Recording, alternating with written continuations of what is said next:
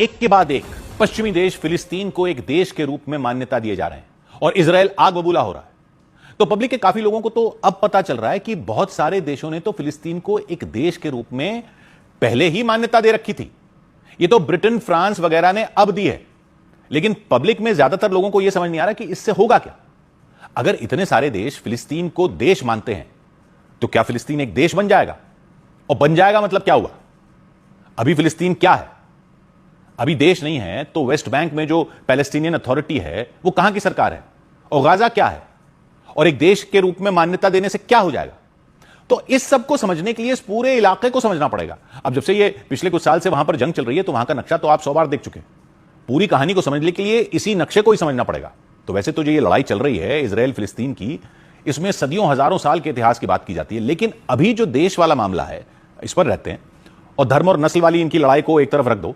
मोटे तौर पर मसला यह है कि जो मसला क्या है वो समझने की कोशिश करते हैं, ज्यादा पेचीदा डिटेलिंग में नहीं जाएंगे, मोटा मोटा हिसाब समझते हैं। तो वैसे तो इतिहास बहुत पुराना है, लेकिन ये जो इलाका है जहां इजराइल है, यहां तक करीब 500 साल पहले ऑटोमन तुर्क साम्राज्य फैल गया था। मतलब तुर्की के मुस्लिम शासकों का राज तुर्की से लेकर उत्तरी अफ्रीका तक फैल गया था। इसमें यह इलाका भी आ गया था। तो ज्यादातर लोग यहां के यानी 80-85% लोग अरब मुसलमान थे। बाकी जो थे उनमें यहूदी भी थे और ईसाई भी थे। लगभग 200 साल पहले यहां रहने वाले लोगों ने अपने आप को फिलिस्तीनी कहना शुरू कर दिया। मतलब कोई ऐसा बॉर्डर काट कर देश नहीं बना था, तुर्कों के अधीन ही थे ये लोग। बस इस एरिया को वो कहने लग गए कि ये फिलिस्तीन है और हम फिलिस्तीनी हैं।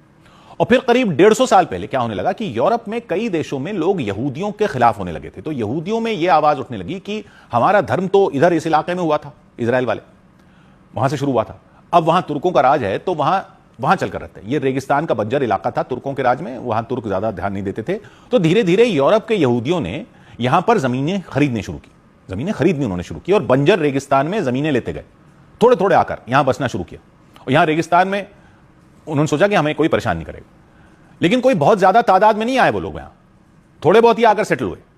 अब फास्ट फॉरवर्ड करते हैं और सीधा आते हैं 1914 से 1918 तक चली पहली वर्ल्ड वॉर पर। पहली वर्ल्ड वॉर हुई, तुर्क हार गए तो ब्रिटेन ने 1917 में इस इलाके पर कब्जा कर लिया और ब्रिटेन ने इसको नाम दिया the British mandate of Palestine.